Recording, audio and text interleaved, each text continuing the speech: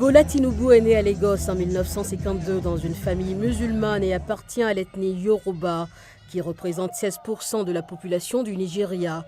Pendant une grande partie de sa carrière, Tinubu a été un acteur politique dans les coulisses et a gagné le surnom de parrain pour son réseau de patronage soutenant des candidats à la présidentielle.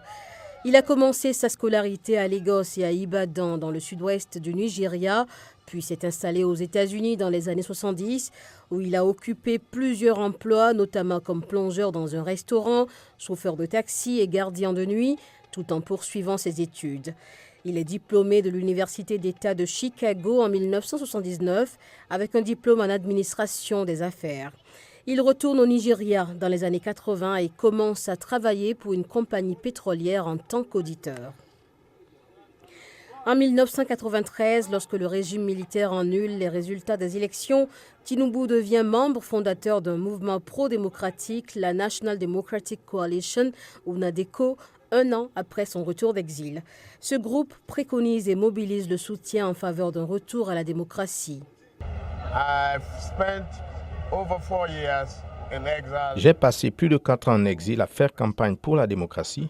Je suis revenu dans le pays pour participer au programme de transition parce que je crois à la crédibilité de l'élection et du programme de transition lui-même et j'y ai participé activement depuis mon retour.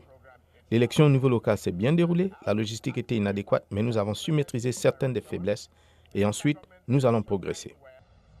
En 1999, Tinubu a été élu gouverneur de Lagos à la fin du régime militaire et a rempli 2 mandats. Son soutien a aidé le dirigeant sortant Muhammadu Buhari à remporter 2 mandats selon les experts. À 70 ans, les critiques disent que son âge et sa santé pourraient être un désavantage. Pendant la campagne, Tinubu a manqué plusieurs des grands événements de son parti et selon les observateurs, il avait l'air fragile lors de certaines apparitions. Il a toutefois balayé à plusieurs reprises les inquiétudes concernant sa santé. Alors qu'il s'apprête maintenant à succéder au président Buhari, Bola Tinubu doit faire face à d'énormes défis, notamment en matière de sécurité et à une économie en difficulté.